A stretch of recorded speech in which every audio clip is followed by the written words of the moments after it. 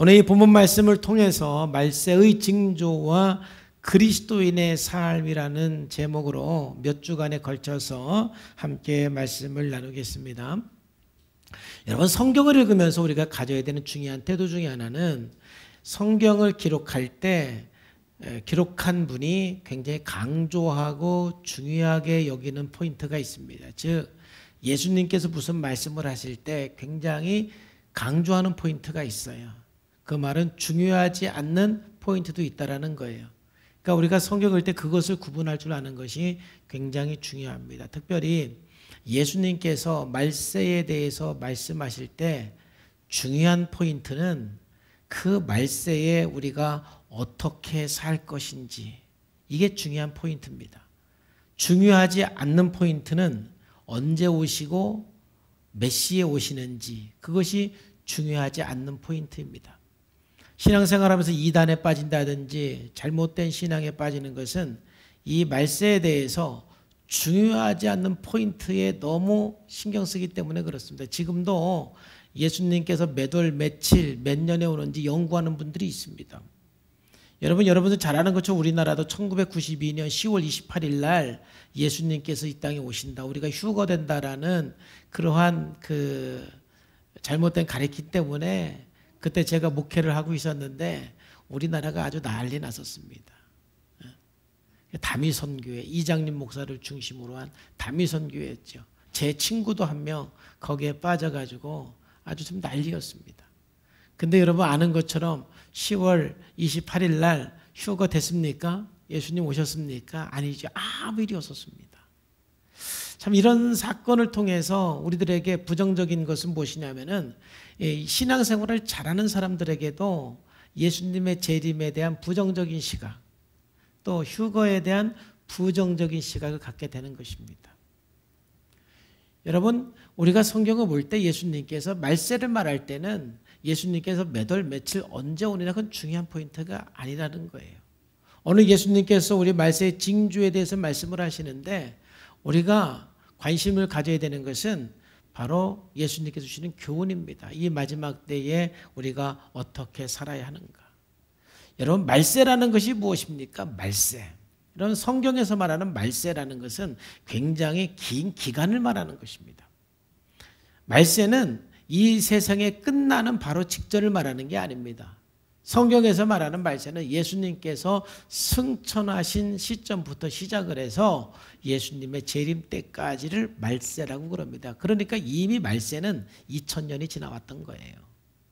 그러니까 2000년 역사 속에서 수많은 이런 말세의 징조들이 있을 것이고, 그리고 그 징조들이 더 빈도수가 많아지고 더 강력해지면서 예수님은 재림하시는 것입니다. 그리고 그 징조 앞에 우리 그리스도인은 어떻게 살아야 되는지를 말씀해 주는 거예요. 분명한 사실은 저와 여러분들은 지금 말세에 살고 있다는 것입니다. 오늘 예수님께서 말세에 대한 그 가르침은 이 제자들이 성전을 통해서 감탄하는 것에서 시작을 합니다. 13장 1절에 보면 예수께서 성전에서 나가십니다. 지금까지는 예수님이 성전 안에서 사역을 했습니다. 서기관들, 또 율법사들, 또 사두개인들과 어찌 보면 질문하고 대답하는, 또 성전을 정화하는 그런 그 사역을 했습니다. 그리고 이제 성전에서 밖으로 나갑니다. 나가니까 뭐예요? 성전이 보이잖아요. 성전이. 여러분, 건물 안에 있으면 건물이 안 보이지만 나가면 보이듯이 보이니까 제자들이 그 성전을 보면서 막 감탄하는 겁니다. 그 웅장함과 그 아름다움. 제자 중에 하나가 이르되 예수님 보세요. 이 성전을 보세요. 이 돌들이 어떠하며, 이건 감탄사입니다. 얼마나 웅장합니까? 이 건물들이 어떠할까 하고 감탄을 하면서 그 웅장함을 얘기를 하죠. 그렇게 감탄할 정도로 그 성전은 아름다웠습니다.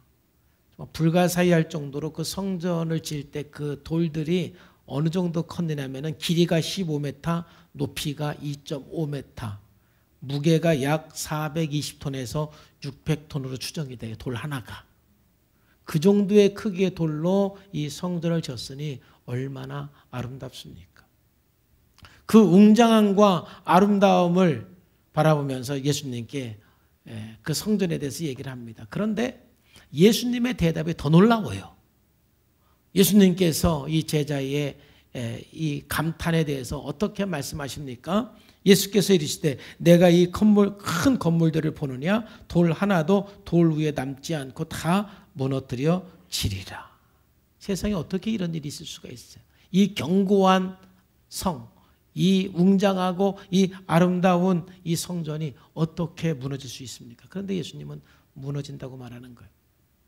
예수님께서 이 말씀하셨는데 예수님의 이 말씀대로 문자 그대로 예수님께서 말씀하신 지 한 40년 후에 AD 71년에 그대로 성전은 완전히 파괴가 되었습니다. 그 71년에 유대인들이 로마 정부에 반기를 든 사건이 있었는데 이때 이제 로마 정부는 티투스 장군을 파견을 했습니다. 그러니까 티투스 장군은 예루살렘을 포위하고 이제 그 점령하는 그 전략을 뭘로 세웠느냐면은 예루살렘 성곽을 전체 방호벽을 세워서 봉쇄함으로써 아사시키는 전략, 굶어 죽이는 그런 전략을 세웠습니다. 그래서 정말 사람들이 비참하게 죽었습니다. 요세푸스 역사서를 보면은 그 비참함이 참 많이 나오는데 하여튼 자기 자식까지 잡아서 먹을 정도로 사람들이 정말 그렇게 비참했습니다. 거기에다가 이 티투스 장군은 그래도 이 성전은 파괴하지 말라고 명령을 했어요. 그런데 어떻게 성전이 파괴가 됐냐면 한 병사가 그냥 불을 질러버린 거예요. 명령을 어기고. 불을 질렀는데 그래서 성전이 불이 탔습니다. 불이 타는 동안에 사람들이 또 성전을 보니까 성전 안이 다 노랗게 금으로 입혀져 있거든요. 그러니까 그 금으로 입혀진 그 성전의 그 금을 다 이렇게 이제 그 떼어가기 위해서 막 돌 하나까지도 전부 사람들이 그냥 파괴를 시키면서 다 떼갔습니다. 다 가져갔습니다. 그래서 예수님의 예언처럼 돌 하나도 남기지 않고 성전이 완전히 파괴되는 그러한 역사적 사실이 있습니다. 여러분 아무리 웅장하고 아무리 아름다운 성전이라 할지라도 하나님이 떠나면 무너질 수가 있는 것입니다. 우리가 잘 본 것처럼 그동안 본 것처럼 이 성전의 역할을 하지 못했습니다. 성전에서 매매하고 장사하고 돈 바꾸고 거기에서 참된 제사가 없었습니다. 참된 회개가 없었습니다. 여러분 그러한 성전은 아무리 견고하다 할지라도 무너질 수가 있는 것입니다. 그러므로 지금 우리의 몸이 성전인데 우리의 몸인 이 성전을 늘 하나님의 말씀으로 관리하시고 늘 하나님의 음성을 듣고 하나님을 의지하며 살아가기를 주님의 이름으로 축복합니다. 예수님께서 정말 있을 수 없는 이 예언을 했을 때 제자들은 깜짝 놀랐습니다. 그래서 이 제자들이 예수님께 질문을 합니다. 3절 말씀에 보니까 예수께서 감람산에서 성전을 마주 대하여 앉으셨을 때에 베드로와 야고보와 요한과 안드레가 조용히 물었어요. 성전을 마주했을 때 여러분들이 이제 그 성지순례 가면은요 예루살렘에서 주무실 때 예루살렘 성 안에서 주무실 수도 있고 예루살렘 성 밖에서 주무실 수도 있는데 예루살렘 성 밖에서 주무시면 바로 이 골짜기로 이렇게 되어 있기 때문에 딱 성전이 마주 보입니다. 대부분 성전 밖 그 마주 보는 예수님께서 여기 앉아 있던 여기에 우리가 잡니다. 왜? 예루살렘 성 안에는 좀 호텔이 비쌉니다. 그래서 여기서 다 자면서 성전이 정말 아름답게 보입니다. 거기에서 지금 제자들이 조용히 물어요. 근데 재밌는 것은 보통 예수님께 조용히 특별한 질문을 할 때 항상 베드로, 야고보, 요한 이 세 명이 항상 물었는데 여기에는 갑자기 안드레가 꼈어요. 왜 꼈는지 저도 모르겠어요. 안드레가 끼어서 이 네 명이 예수님께 조용히 물어요. 질문은 두 가지예요. 이 질문도 두 가지. 하나는 언제? 때를 물어보는 거예요. 때. 언제 이런 일이 있겠습니까? 때를 물어보는 것이고 또 두 번째로는 이 때에 어떠한 징조들이 있겠습니까? 를 물어봐요. 근데 예수님의 대답을 보면 아까 말씀드린 것처럼 때에 대해서는 말씀하지 않았어요. 징조에 대해서 말씀을 하시면서 그리고 어떻게 살아야 되는지 그리스도의 삶을 얘기를 해주고 있는 거예요. 그렇기 때문에 우리가 이 예수님의 종말론을 읽을 때는 참 이 말세의 징조가 무엇인지 우리가 알고 그 말세의 현상 앞에서 우리 그리스도인들이 어떻게 살아야 되는지 여기에 초점을 맞춰서 우리가 성경을 읽어야 성경을 제대로 읽는 거예요. 그러면 첫 번째 예수님께서 이 말세의 징조를 말씀하면서 우리들에게 말씀하시는 삶은 무엇이냐면은 속지 말라는 것입니다. 미혹되지 말라는 것입니다. 여러분, 마지막 때 살아가는 우리들에게 가장 중요한 것은 안 속는 것입니다. 왜 그렇습니까? 속으면 망하는 것입니다. 여러분, 사람들이 왜 망합니까? 다 속아서 망하는 것입니다. 영적으로도 속으면 망하는 것입니다. 경제적으로도 속으면 망하는 것입니다. 이 마지막 때에는 우리를 속이는 사람들이 굉장히 많다라는 것입니다. 막 수많은 사람들이 결혼 속아서 했다고 그럽니다. 할렐루야. 속으시면 안 됩니다. 쓴뿌리 기대로 막 결혼을 하게 되면 막 속아서 결혼하게 되는 것입니다. 정신 차려야 됩니다. 이 마지막 때에는 우리를 속이는 자가 굉장히 많은 것입니다. 특별히 우리가 거짓 그리스도, 거짓 구세주, 영적인 거짓 그리스도에게 속으면 굉장히 치명적인 것입니다. 제가 학교 다닐 때에 심리학을 가르쳤던 분이 정동석 교수님이 계신데 그분이 구원파에 있다가 나오신 분이에요. 그러니까 이단이 얼마나 무서운지 그분은 체험하신 분이에요. 근데 우리는 이제 그분이 이제 그 상담학 교수니까 상담을 배우려고 그 과목을 신청해서 들어가면 한 학기 내내 구원파 얘기만 해요. 이단 얘기만은 해요. 그래서 우리가 교수님 상담 좀 가르쳐 주세요 그러면 이게 더 중요해 하면서 그걸 가르쳐요. 왜냐하면 자기가 속아왔던 그동안의 삶이 너무 억울하니까 너희들은 속지 말라고. 우리는 지루했지만 그만큼 한번 속아본 사람은 속는 것이 얼마나 무서운지 알기 때문에 속지 말라. 예수님께서도 이 마지막 때 살아가는 우리들을 향해서 말씀하시는 것은 뭐예요? 첫 번째로 말씀하시는 것은 뭐예요? 속지 말라 이거예요. 속지 말라. 5절과 6절에 보면은 예수께서 이르시되 너희가 사람들의 미혹을 받지 않도록 주의하라. 많은 사람들이 내 이름으로 와서 이르되 내가 그러하여 많은 사람을 미혹하리라. 말세에는요 거짓 그리스도, 거짓 구세주가 많이 나타난다라는 거예요. 왜냐하면은 이 말세에는 전쟁이 있죠, 지진이 있죠, 기근이 있죠. 사회적으로 굉장히 혼란해집니다. 여러분, 사회적으로 혼란해질 때 사람들은 굉장히 안정을 찾고 그 두려움을 해결할 줄 사람을 굉장히 갈망을 합니다. 그럴 때 여러분 항상 가짜 구세주가 나타나는 거예요. 그때 우리가 조심해야 돼요. 이 사회가 혼란할 때, 지금 이 코로나 때문에 우리가 좀 혼란스러울 때 정신 차려야 돼. 안 그러면 속아요. 여러분 개인적으로 어떤 인생의 위기를 만났을 때 정신 차려야 돼요. 그때 여러분 속는 거예요. 혼란스러운 거예요. 여러분들의 아들 군대 보내놓고 늘 두려워하고 마음적으로 혼란스러우면은요, 이제 누가 전화가 옵니다. 그래가지고 여러분 속을 수가 있는 거예요. 여기에는 종교적인 거짓 구세주도 있고 교회 안에도 있고 교회 밖에도 있어요. 정치적인 크게 역사적으로 보면은 종교적 거짓 그리스도, 거짓 구세주, 정치적 거짓 구세주가 있어요. 여러분 히틀러가 독일의 정권을 잡을 수 있었던 것도 바로 그 사회가 너무 혼란스러웠기 때문에 그런 거예요. 1차 세계대전이 끝난 다음에 독일은 정치적으로 굉장히 혼란스러웠습니다. 경제는 완전히 빚더미에 올라와 있습니다. 외교적으로는 완전히 고립입니다. 수모입니다. 수치입니다. 이때 독일의 히틀러가 짠 등장을 합니다. 사람들은 히틀러가 독일의 구세주라고 생각을 했습니다.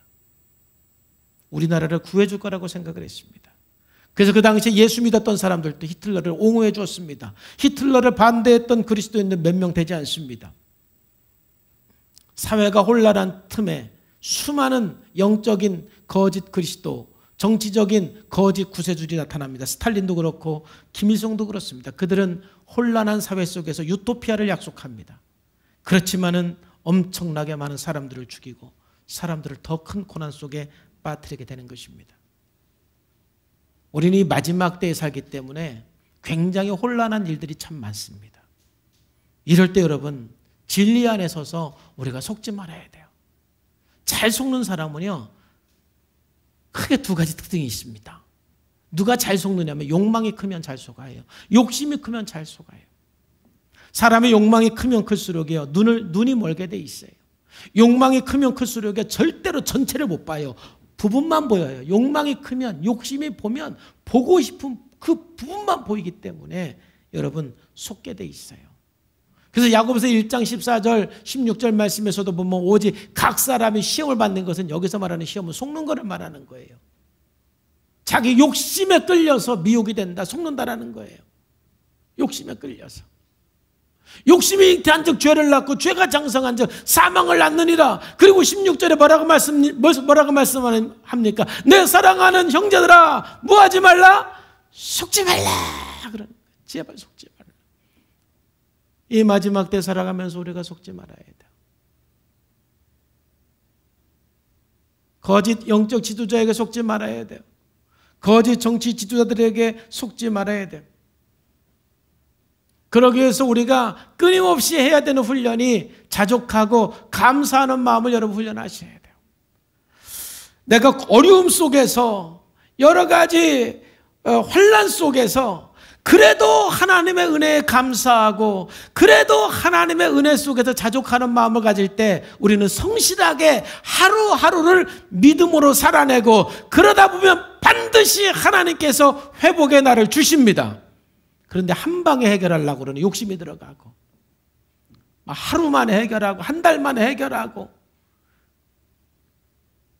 그 위기의 문제를 그냥 단기간에 해결하고 싶은 그런 욕망, 그런 욕심이 들어갈 때 여러분 더 큰 사기를 당하게 되어 있습니다. 속게 되어 있습니다.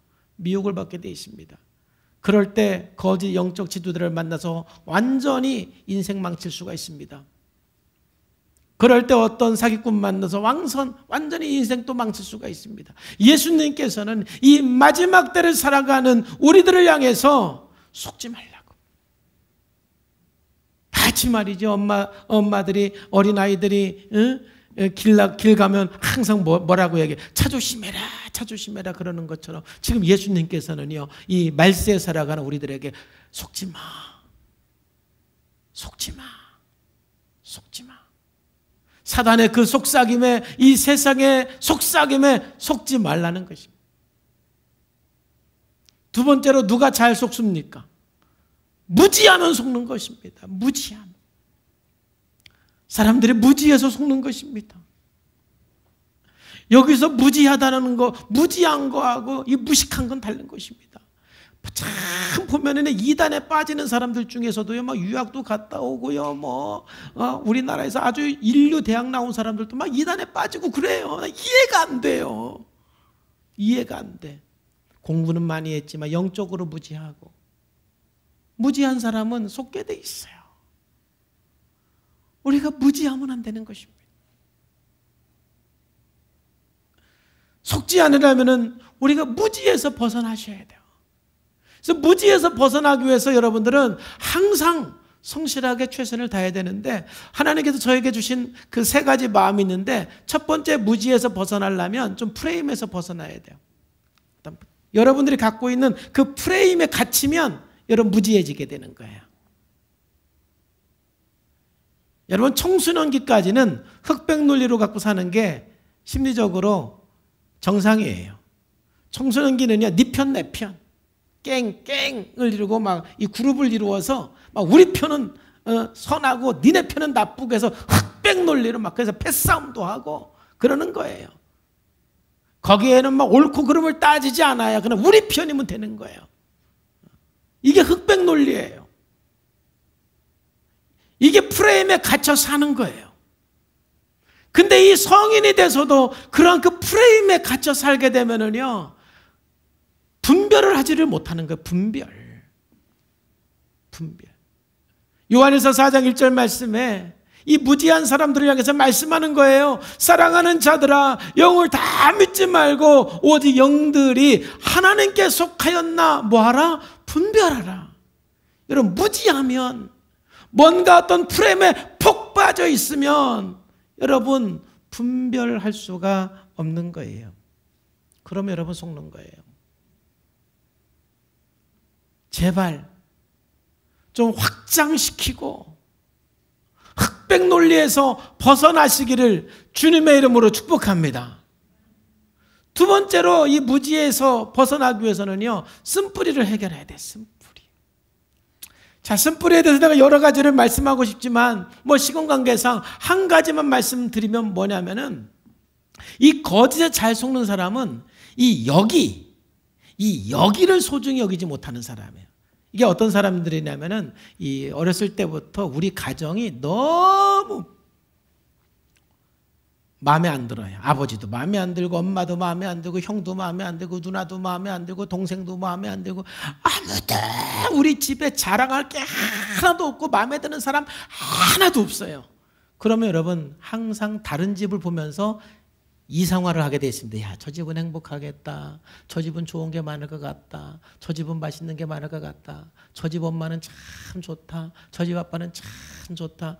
내가 우리 집에 살면서 다른 집을 보면서 늘 부러워하는 거예요. 그러한 사람은 나중에 이게 살다가 항상 여기, 여기를 중요하게 생각하잖아요. 즉 성산교회를 다니면서 다른 교회를 계속 쳐다봐요. 다른 목사님을 쳐다봐요. 우리 성산교회를 다니면서 담임 목사 중심, 성산교회 중심이 아니라 이렇게 좋은 교회를 다니면서도 더 좋은 교회를 이렇게 항상 여기가 아닌 저기를 봐요. 직장 생활하면서도 자기 직장, 거기가 참 중요하잖아요. 자기가 일하는 그 현실이 중요한데 늘 그 현실에서 저기를 바라보는 거예요. 아, 내가 저기로 가야 되는데, 내가 여기에 있어야 될 사람이 아닌데, 내가 저기 가서 일해야 될 사람인데, 항상 저기를 바라보는 거예요. 어떤 목사님도 목회를 하면서 아, 내가 여기서 목회할 사람이 아닌데 저기로 가야 되는데, 이게 쓴뿌리예요. 그런 사람은요 잘 속아요. 여러 사람의 말에 귀가 얇아지고요. 잘 안 속는 사람은 이 현실에 충실한, 여기에 충실해야 돼요. 여러분 신앙생활도 그래서 안 속으려면 교회 중심, 담임 목사 중심으로 신앙생활하기를 주님의 이름으로 축복합니다. 그게 안 속는 굉장히 좋은 비결 중에 하나예요. 여러분 직장 생활하면서도 막 이 사람 저 사람 말에 속지 않으려면은요, 자기 회사를 중심으로 해서 하나님께서 정말 다른 데로 옮겨주기 전까지는 현재 여러분의 하는 일에 감사하시고, 여러분들이 있는 그 장소에 감사하시고 받아들이시고 거기를 소중히 여길 때 여러분 안 속아요. 여러분의 그 현실을 소중하게 여기지 않으면은요 자꾸 속게 돼 있어요. 그래서 잘 다니는 직장 때려치고 막 그냥 사업한다고 하다가 망하고, 뭔가 속아서 그러는 거예요. 자기의가 강한 사람도 굉장히 잘 속아요. 어쨌든 여러분 쓴뿌리는 반이성이에요. 쓴뿌리는 무지예요. 거기는 이성과 합리성이 없는 거예요. 그래서 우리의 쓴뿌리를 벗어날 때 우리가 무지에서 벗어나는 거예요. 여러분 쓴뿌리 때문에 속는 경우들이 굉장히 많고, 우리가 무지에서 벗어나기 위해서는 진리로 무장을 해야 돼요. 하나님의 말씀으로 무장을 해야 돼요. 그래야만 여러분 분별할 수가 있는 것입니다. 제가 어디에 가서나 여러분들이 정확하게 분별할 수 있는 중요한 한 가지 원리를 말씀을 드리면, 어디에선 여러분들 참 이건 이상하다라고 생각할 것은 무엇이냐면은, 회개 없이 죄의 문제 다루지 않고 하나님 없이 유토피아를 약속하면 그 사람이 목사님이든 영적 지도자이든 정치 지도자이든 다 거짓말입니다. 가짜입니다. 따라합시다. 하나님 없이 유토피아를 말하는 사람 조심하셔야 돼요. 조심해야 돼요. 또 어떤 대가지불 없이 노력하지 않고 성공을 보장하는 사람, 여러분 조심하셔야 돼요. 다 거짓이에요. 인간이 속지 않으려면 인간의 근본 문제를 알아야 돼요. 인간의 근본 문제는 죄인 것입니다.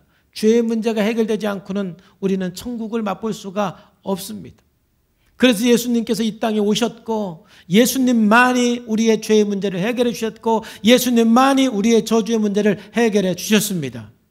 그러므로 우리가 예수 그리스도를 통하지 않고는 하나님 나라에 들어갈 수가 없습니다. 예수 그리스도를 통하지 않고는 우리에게 만족한 삶이 있을 수가 없는 것입니다. 그런데 끊임없이 가짜 구세주, 가짜 그리스도는 끊임없이 하나님 없는 유토피아를 우리들에게 약속을 하고 있는 것입니다. 거기에 우리가 속으면 안 되는 것입니다. 에베소 4장 14절 말씀에서도 이는 우리가 이제부터 어린아이가 되지 아니하며 사람의 속임수와 간사한 유혹에 빠져 온갖 교훈의 풍조에 빌려 요동하지 않게 하려면이라. 여러분 성장하셔야 돼요. 진리로 성장하고 무지에서 벗어나야 우리가 속임수와 간사와 유혹에 빠지지 않고 우리가 살아갈 수가 있어요. 지금도 끊임없이 이 세상은 여러분들을 속이려고 하고 있습니다. 자, 속는 것이 왜 무서우냐?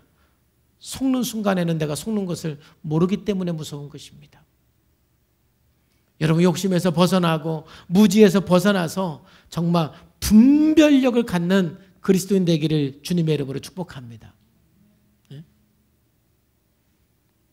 그래서 정직한 목사님은 분별력을 키워주는 목사님이 되는 거예요. 여러분 그 중세시대가 왜 영적인 암흑시대입니까? 성도들에게 성경을 못 읽게 했습니다. 성도들을 무지하게 만들어야 성직자들은 성도들을 속일 수가 있는 것입니다. 무지한 성도가 되면 안 됩니다. 정치인들이 싫어하는 사람은 누군 줄 아십니까? 분별력 있는 사람을 싫어합니다.